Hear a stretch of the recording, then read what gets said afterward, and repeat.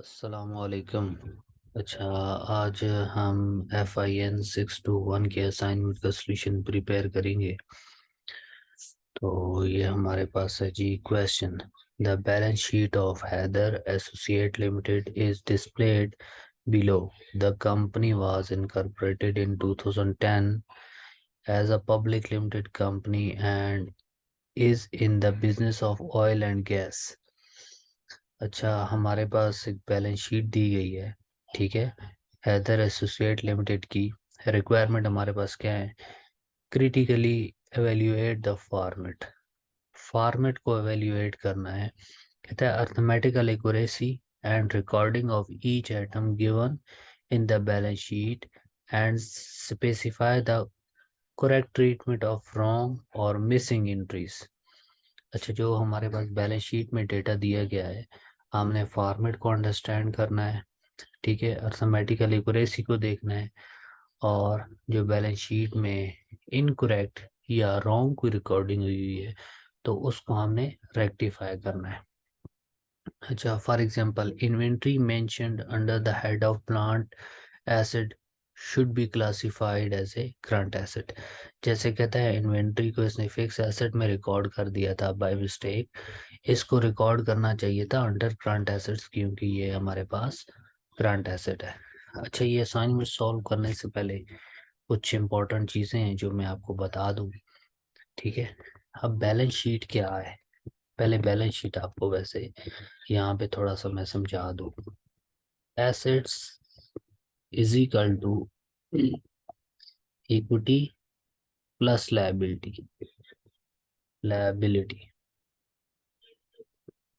ठीक है, एसेट्स कहाँ से हमारे पास आते हैं? एसेट्स क्या है? एसेट बिजनेस के रिसोर्सेज है जिनको कोई भी बिजनेस, कोई भी ऑर्गेनाइजेशन यूज करके रेवेन्यू को जनरेट करती है। जैसे इसमें करंट एसेट्स भी हैं, इसमें करंट एसेट्स हैं और फिक्स एसेट्स हैं। करंट एसेट वो एसेट जिनकी लाइफ 1 ईयर और लेस देन 1 ईयर हो। मीन के लेस देन 1 ईयर में उनसे बेनिफिट्स लिए जाएं तो वो हमारे पास करंट एसेट है। जैसे हमारे पास कैश हो गया, बैंक हो गया, इन्वेंट्री हो गई, अकाउंट रिसीवेबल हो गया, प्रीपेड एक्सपेंसेस हो गया, हमारे पास प्रीपेड में प्रीपेड रेंट हो गया, प्रीपेड सैलरीज हो गई, प्रीपेड इंश्योरेंस हो गई, कोई भी प्रीपेड एक्सपेंस है, मीन एडवांस हमने पे किया हुआ है, वो हमारा करंट एसेट है। और फिक्स एसेट कौन सा होगा?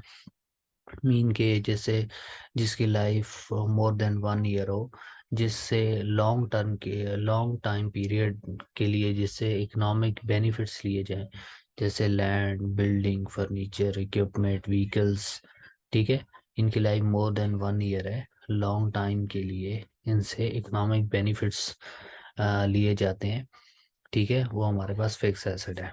अब ये एसेट्स कहाँ से आते हैं हमारे पास? कैसे हम खरीदते हैं ये एसेट? ओनर्स इन्वेस्टमेंट्स करते हैं। जो ओनर अपने पर्सनल रिसोर्सेज के थ्रू इन्वेस्टमेंट कर रहे हैं वो क्या है? इक्विटी है, जिसे हम कैपिटल भी कहते हैं। अच्छा, इस इसके साथ अगर मजीद आपको पैसे की ज़रूरत पड़ जाती है तो हम क्या करते हैं? बैंक से लोन ले लेते हैं, या किसी मनी मार्केट से, कैपिटल मार्केट से, किसी फाइनेंशियल इंस्टीट्यूशन से हम लोन ले लेते हैं। उसे क्या कहते हैं? लायबिलिटीज। अब लायबिलिटी लोन के अलावा हम फॉर एग्जांपल कुछ क्रेडिट परचेजेस कर लेते हैं, हम स्टॉक उधार पे परचेज कर लेते हैं, वो हमारे लिए क्या होता है? वो हमारे लिए वो भी लायबिलिटी होती है। अच्छा, यहाँ पे चंद चीज़ें मैं लिख दूँ। करंट एसेट, करंट एसेट्स अच्छा, करंट एसेट में cash, bank, account receivable, inventories, prepaid expenses, prepaid expenses. ये मैं इसलिए समझा रहा हूँ ताकि जब आपको साथ पेपर की भी तैयारी हो जाए। अगर ये चीज़ें आपको पता लग गई तो पेपर में आपके लिए क्वेश्चन को सॉल्व करना और MCQs को सॉल्व करना इजी हो जाएगा। ये फॉर एग्जांपल हमारे पास करंट एसेट्स हैं। ठीक है, इसके अलावा फिक्स एसेट्स कौन से हैं हमारे पास? जैसे land, building, furniture, vehicle, equipments, plant, property. ठीक है। और गुडविल को भी हम अंडर फिक्स एसेट लिख सकते हैं, नॉन करंट एसेट है। Copyright, copyright. ठीक है, ये हमारे क्या है, ये फिक्स एसेट्स हैं। इक्विटीज क्या हो सकती है, इक्विटी में कैपिटल हो सकता है और रिटेन्ड अर्निंग हो सकती है। जो प्रीवियस ईयर में हमने हमारा प्रॉफिट हुआ था उसमें से डिविडेंड सब कुछ पे करने के बाद जो अमाउंट बच गई थी हमारे पास, तो वो क्या था, वो रिटेन्ड अर्निंग थी हमारे पास, रिटेन्ड अर्निंग हो गई। ठीक है। और इसके अलावा और भी डिफरेंट आ सकती हैं इक्विटीज। रिजर्व हम कुछ रख लेते हैं। अब लाइबिलिटीज दो तरह की होती हैं, करंट लाइबिलिटीज। ठीक है, करंट लाइबिलिटीज में क्या है, account payable, account payable, trade payable, trade payable. ठीक है, wages payable, rent payable, rent payable, accrued, accrued expenses, accrued expenses. ठीक है। ये हमारे लिए कि क्रेडिटर्स, डिफरेंट नेम्स वो दे सकते हैं क्रेडिटर्स। ये क्या है, लाइबिलिटीज है। अब बैलेंस शीट में तीन कंपोनेंट होते हैं, number one assets, number two equity and number three liabilities. Assets कैसे है, asset is equal to liabilities plus equity. ठीक है, तो आपने इसको समझ लेना है।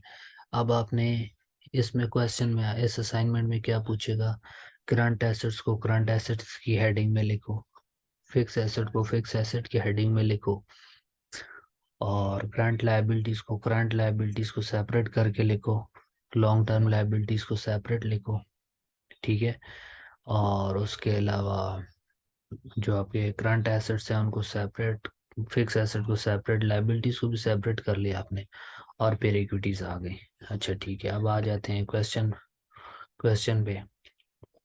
ये बैलेंस शीट है हमारे पास, एसेट है। आप एक नोटबुक और पेन ले लें, मैं बोलता जाऊंगा, आपने लिख लेना है। मैं करंट एसेट इसमें से कौन कौन से हैं वो मैं बताऊंगा, वो आप अपने पास नोट कर लो। ये करंट एसेट्स हैं, जो फिक्स एसेट में बताऊंगा वो कौन से हैं, करंट लायबिलिटीज और लॉन्ग टर्म लायबिलिटीज भी आपको बताऊंगा। ठीक है। आप इसका पूरा सोल्यूशन बना के मैं आपको नहीं दूंगा, एक फॉर्मेट यहाँ पे मैं डिज़ाइन कर दूंगा, और इस असाइनमेंट में से मैं आपको वो सारी चीज़ें बता दूंगा, current asset, fix asset, current liabilities, long term liabilities और इक्विटीज बता दूंगा।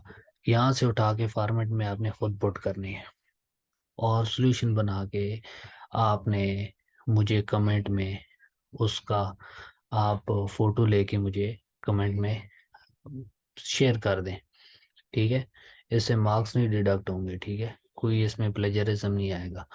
आप मुझे कमेंट करें, मैं वहाँ से आपका सॉल्यूशन देखूंगा, उसमें जो मिस्टेक होगी तो वहाँ पे मैं करेक्ट कर दूंगा। ठीक है। तो सबसे पहले हमारे पास यहाँ पे बैलेंस शीट में कंपनी का नाम आ गया। ठीक है, टॉप एक कंपनी का नेम आप लिख दें, कंपनी नेम। ठीक है, यहाँ पे आपके पास आ गई balance sheet, balance sheet.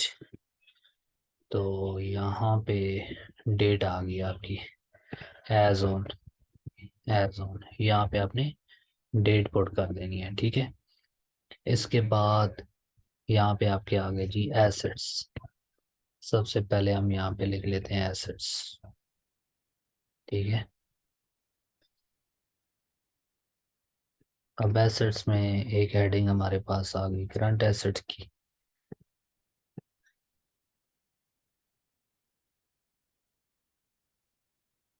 Current assets, current assets. अच्छा जी, करंट एसेट्स के बाद हमारे पास क्या है,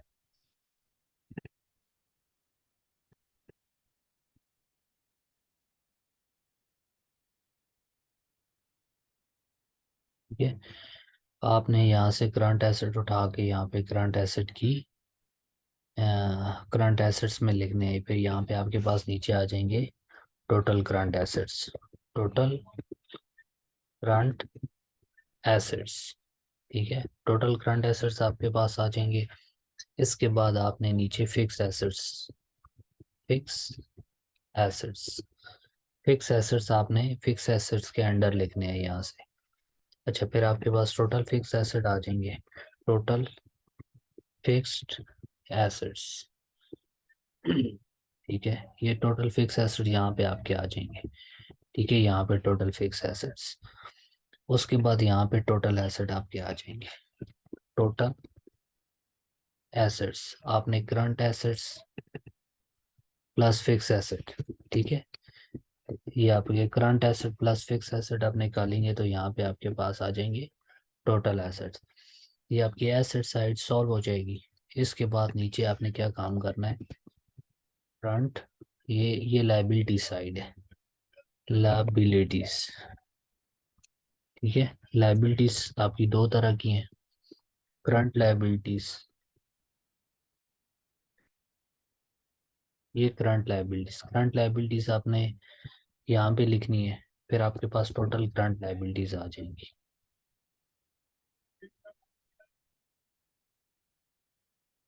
आप नोटबुक पास रखें, पेन पास रखें, जब मैं यहाँ से आपको बताऊंगा ना करंट एसेट्स जो यहाँ पे लिखने हैं, फिर फिक्स एसेट यहाँ से बताऊंगा मैं आपको क्वेश्चन में से जो आपने फिक्स एसेट में पुट करने हैं, फिर वो आपने यहाँ से उठा के आपने यहाँ पे पुट कर देने हैं, आपका सोल्यूशन प्रिपेयर हो जाएगा। अच्छा, ये टोटल करंट लायबिलिटीज आ गई आपकी। फिर लॉन्ग टर्म लायबिलिटीज।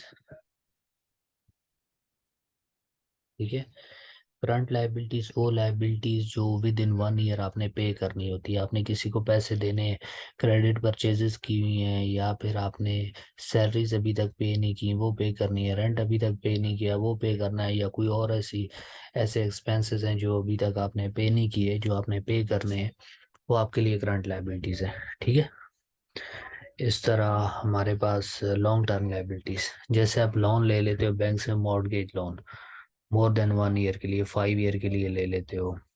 ठीक है, या बॉन्ड्स परचेज कर लेते हो 5 ईयर के लिए, 10 ईयर के लिए, या फिर डिबेंचर्स परचेज कर लेते हो, वो आपके लिए लॉन्ग टर्म लायबिलिटीज बन जाती है। ठीक है, वो आपने यहाँ पे लिखनी है। फिर आपके पास टोटल लॉन्ग टर्म लायबिलिटीज आ जाएंगी, टोटल लॉन्ग टर्म लायबिलिटीज। ठीक है, टोटल लॉन्ग टर्म लायबिलिटीज। फिर नीचे आपकी आ जाएगी इक्विटी। ठीक है, यहाँ पे total liabilities, total liabilities, total liabilities mean current liabilities plus long term liabilities, total liabilities आपकी आ जाएंगी। फिर आपने यहाँ पे इक्विटी कैलकुलेट करनी है, इक्विटी। ठीक है, अब इक्विटीज में आपकी यहाँ पे टोटल इक्विटी आ जाएगी। ठीक है, टोटल इक्विटी, टोटल इक्विटी। ठीक है, अब यहाँ पे total equity plus liabilities, format थोड़ा चेंज भी हो सकता है यहाँ पे। ठीक है, डायरेक्ट इक्विटी हम निकालने पर आपने यहाँ पे टोटल इक्विटी प्लस लायबिलिटीज कर देनी है। ठीक है, तो आपकी जो टोटल इक्विटी प्लस लायबिलिटीज किसके इक्वलेंट आनी चाहिए, टोटल एसेट्स के इक्वलेंट आनी चाहिए। अगर बोथ साइड आपकी इक्वल आ गई तो समझे आपका क्वेश्चन जो है वो करेक्ट है। अब आपने नोट करना स्टार्ट करना है। अब यहाँ से मैं आपको बताऊंगा करंट एसेट्स और फिक्स एसेट कौन कौन से हैं, आपने अपने पास नोटबुक पे नोट करना है और उसके बाद इस फॉर्मेट में पुट करने हैं। ठीक है, तो आपका क्वेश्चन सॉल्व हो जाएगा।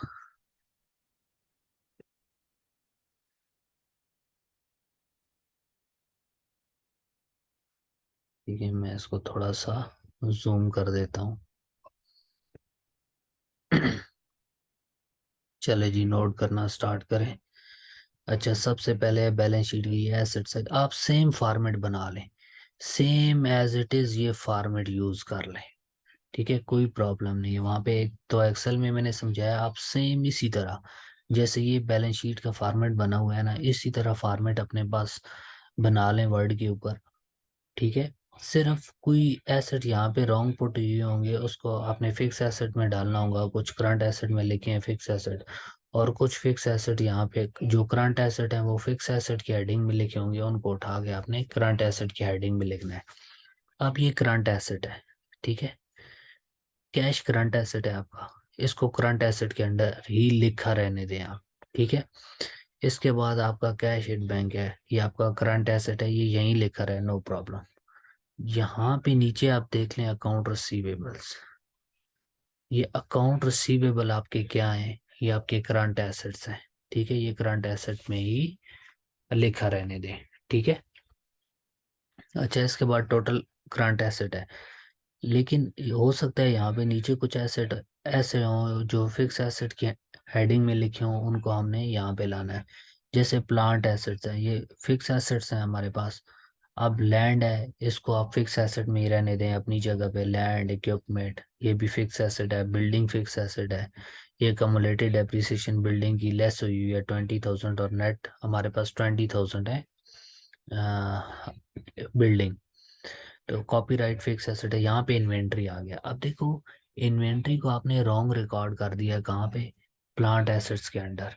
इसको आना चाहिए था करंट एसेट के अंडर, इसलिए यहाँ से इसको उठाओ और यहाँ ऊपर लिख दो करंट एसेट की हेडिंग में। ठीक है, तो आपके करंट एसेट्स जो हैं वो टोटल आ जाएंगे यहाँ पे। इन्वेंट्री यहाँ से ऊपर चली जाएगी, उसके बाद टोटल प्लांट एसेट आ गए। ठीक है, अब other other assets, other asset आपके ये जो दिए गए हैं, अब यहाँ पे इन एसेट्स को, यहाँ पे प्रीपेड रेंट है आपका करंट एसेट है, इसको यहाँ पे आप ले जाओ टॉप पे करंट एसेट्स की हेडिंग में। ठीक है, उसके बाद मार्केटेबल सिक्योरिटीज, मार्केटेबल सिक्योरिटीज आपके पास पड़ी हुई है, ये आपका करंट एसेट है, इसको यहाँ से उठाओ और इधर करंट एसेट की हेडिंग में लिखो। अब यहाँ से प्रीपेड रेंट, मार्केटेबल सिक्योरिटीज और इन्वेंट्रीज, ये तीन एसेट मूव होके यहाँ पे करंट एसेट्स की हेडिंग में चले जाएंगे। ठीक है, मतलब करंट एसेट आपका सॉल्व हो गया। उसके बाद फिक्स एसेट में लैंड, इक्विपमेंट, बिल्डिंग, कॉपीराइट, ये तो आ गया। इसके अलावा हम देखते हैं कोई और तो ऐसा फिक्स एसेट नहीं है, नहीं है। ठीक है, ये आपका फिक्स एसेट भी सॉल्व हो जाएगा। ठीक है, फिर फिक्स एसेट आपको टोटल प्लांट एसेट्स आपके आ जाएंगे आपके पास। ठीक है, टोटल फिक्स एसेट्स। ठीक है, तो करंट एसेट भी आ गए। ये दोनों मिला के इतनी अमाउंट बनेगी, सिर्फ आपने मूवमेंट की है। जो फिक्स एसेट के अंडर लिखे हुए थे एसेट, वो करंट एसेट थे असल में, इसलिए आपने फिक्स एसेट में से निकाल के उनको करंट एसेट की हेडिंग में लिख दिया, मूव कर दिया। ठीक है, अब नीचे आ जाएं आप। अच्छा जी, अब हमारे पास है liabilities, liabilities and stock holder equities. ठीक है, अब करंट लाइबिलिटीज, अकाउंट पेएबल यहीं पे लिखा रहने दें, ये करंट लाइबिलिटी है। बॉन्ड्स पेएबल ड्यू जुलाई 2023। ठीक है, अब देखो ये मोर देन 1 ईयर के लिए है ना, ये आपकी लाइबिलिटी। अब ये लॉन्ग टर्म लाइबिलिटी है, नोट पेएबल ड्यू दिसंबर 2024, ये आपकी लॉन्ग टर्म लाइबिलिटी है। इन दोनों को यहाँ से उठाना है और नॉन करंट लाइबिलिटीज के अंडर लिखना है। ठीक है, अब इन दोनों को उठा के नीचे ले आना, बॉन्ड्स को और नोट पेएबल को किसके अंडर लिखना है, नॉन करंट करंट लाइबिलिटीज के अंडर। उसके बाद आपके पास है जी यहाँ पे वेजेस पेएबल, मैंने आपको बताया ये करंट लायबिलिटी है, यहाँ से उठा के इसको करंट लायबिलिटी के अंडर लिखना है। डिविडेंड पेएबल, ये करंट लायबिलिटी है, जो डिविडेंड डिक्लेयर हुआ है ना, जो शेयर होल्डर को डिविडेंड देना है, क्योंकि शेयर होल्डर ने इन्वेस्टमेंट की हुई है कंपनी में, और जब कंपनी का प्रॉफिट होता है तो उस प्रॉफिट को हम अर्निंग पर शेयर कैलकुलेट कर लेते हैं, फिर डिविडेंड डिक्लेयर होता है, तो डिविडेंड शेयर होल्डर को पे करना है, ये करंट लायबिलिटी है, ये करंट लायबिलिटी में चला जाएगा। अब deferred tax liability long term है, डेफर्ड टैक्स मीन टैक्स की आपने पे करना है, ये डेफर्ड हो गया है, मीन लॉन्ग टर्म के लिए, इसलिए इसको आपने लॉन्ग टर्म लायबिलिटी के अंडर लिखना है। इसके अलावा वेजेस और डिविडेंड आपका मूव हो जाएगा कहाँ पे, करंट लायबिलिटीज में। ठीक है, ये तो आपकी करंट लायबिलिटी आ जाएंगी। अब यहाँ पे बॉन्ड्स और नोट पेएबल ये आपके नॉन करंट लायबिलिटी में आ जाएंगे, और डेफर्ड टैक्स भी आपका नॉन करंट लायबिलिटी में आ जाएगा। मीन ये आपका क्वेश्चन यहाँ पे सॉल्व हो गया, ये कंप्लीट हो जाएगा। इसके बाद है शेयर होल्डर्स इक्विटीज, और शेयर होल्डर इक्विटीज में आपके पास कॉमन स्टॉक है।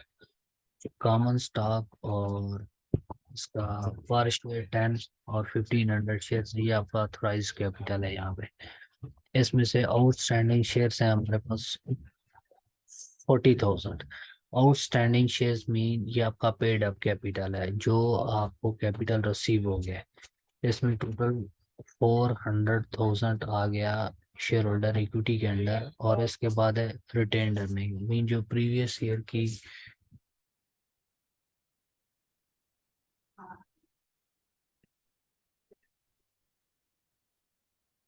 शेयर होल्डर इक्विटी में रिटेन्ड अर्निंग मीन जो लास्ट ईयर में आपका प्रॉफिट हुआ था उसमें से डिविडेंड पे करके, मीन सब कुछ पे करने के बाद जो अमाउंट बच गई थी, जो बिजनेस में रह गई अमाउंट, वो क्या है, रिटेन्ड अर्निंग है। वो retained earning profit and loss account से मूव होके कहाँ पे आ गई, बैलेंस शीट में इक्विटी साइड पे यहाँ पे।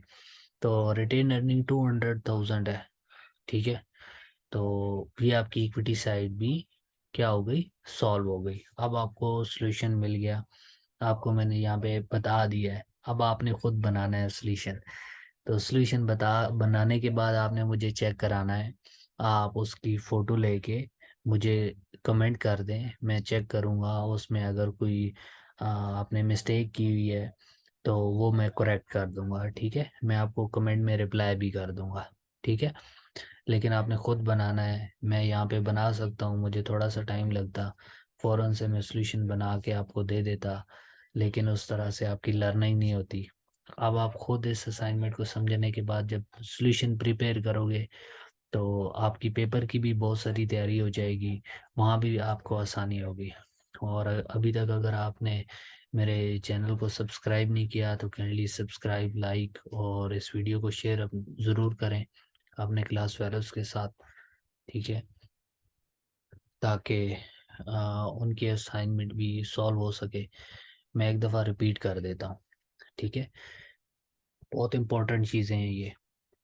5 एलिमेंट होते हैं अकाउंटिंग में, रेवेन्यू एंड एक्सपेंसेस। ये दो जो है ना, रेवेन्यू एंड एक्सपेंसेस, ये प्रॉफिट एंड लॉस अकाउंट में जाते हैं, ठीक है। और 3 एलिमेंट जो हैं, एसेट, लायबिलिटीज एंड इक्विटीज, ये बैलेंस शीट में जाते हैं। अब asset is equal to liabilities plus equities, mean के आपके पास जो एसेट है, एसेट आपके पास कैसे आ रहे हैं, कैसे कैश आपके पास आ रहा है, कहाँ से कैश आपके पास आ रहा है, कहाँ पे बैंक बैलेंस आपके पास आ रहा है, कहाँ से मशीनरी और व्हीकल, बिल्डिंग, लैंड्स कहाँ से परचेज कर रहे हो, कैसे परचेज। देखो, ओनर ने इन्वेस्टमेंट की है बिजनेस में, तब आप ये चीज़ें आपके पास एसेट आ रहे हैं, मीन ये इक्विटी है।